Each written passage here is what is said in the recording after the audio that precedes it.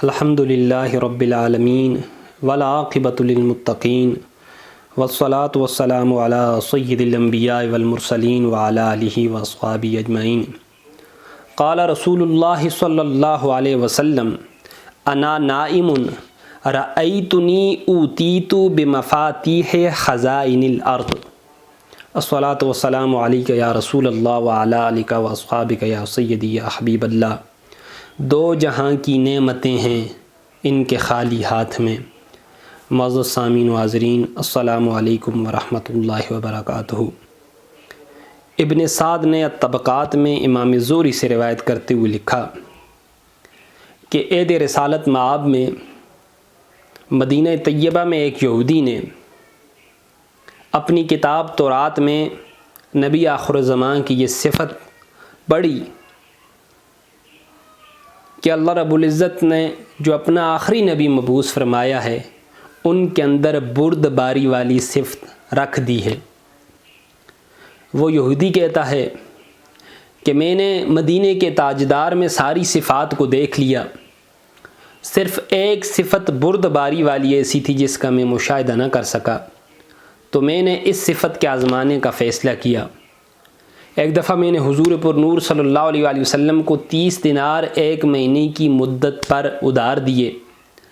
ابھی 29 دن ہوئے تھے کہ بارگاہ رسالت میں پہنچ گیا، صحابہ کرام موجود ہیں۔ جب میں بارگاہ رسالت میں گیا تو میں نے سخت لہجے میں کہا، اے محمد صلی اللہ علیہ وآلہ وسلم، میرا قرضہ ادا کیجئے، کیونکہ آپ اولاد عبد المطلب بہت ٹال مٹول کرنے والے لوگ ہیں۔ عشق و محبت میں ڈوبے ہوئے ادب شہار حاضرین صحابہ کرام کو یہ کھردرا انداز بہت برا لگا۔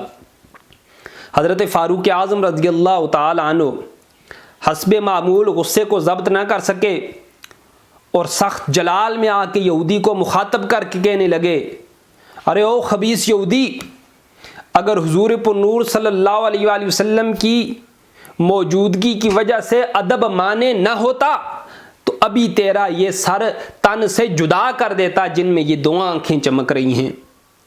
لیکن پیکرے علم و حلم حضور پر نور صلی اللہ علیہ وآلہ وسلم نہایت سکون کے ساتھ بیٹھے رہے۔ یہودی کی طعن آمیز گفتگو سے آپ کو بالکل بھی غصہ نہ آیا، بلکہ حسب معمول ضبط و تحمل اور وقار کے ساتھ تشریف فرما رہے۔ الٹا حضرت فاروق اعظم رضی اللہ تعالی عنہ کو حضور پر نور صلی اللہ علیہ وآلہ وسلم نے مخاطب کر کے فرمایا، اے عمر، ہمیں تم سے کسی اور سلوک کی متوقع تھی۔ اسے ہر انداز اپنانے کا حق پہنچتا ہے کہ وہ قرض خواہ ہے۔ تمہیں چاہیے تھا کہ ہمیں ادائیگی قرض کی تلقین کرتے اور اسے سمجھاتے کہ اس انداز سے بارگاہ رسالت کے اندر مطالبے نہیں کیا جاتے۔ اب جاؤ اور جا کے اس کا قرض ادا کرو اور اس کے قرض سے زائد بھی اسے کچھ ادا کرو۔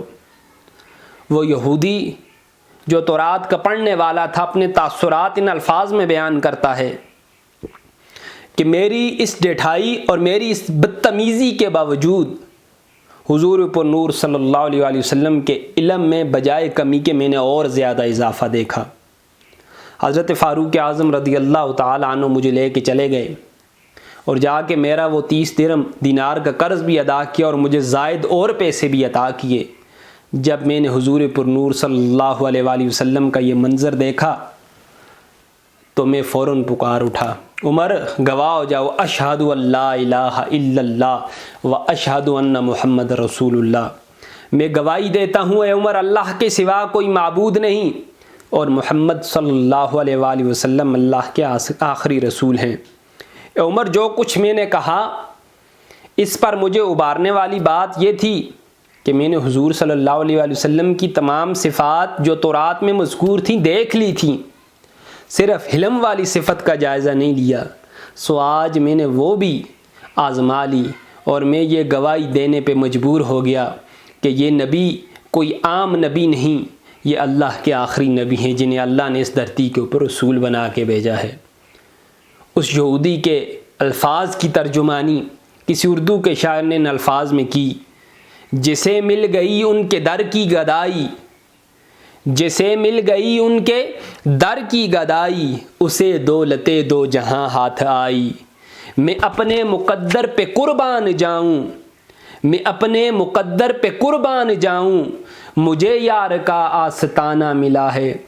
جسے مل گیا کملی والے کا دامن، اسے دو جہاں کا خزانہ ملا ہے۔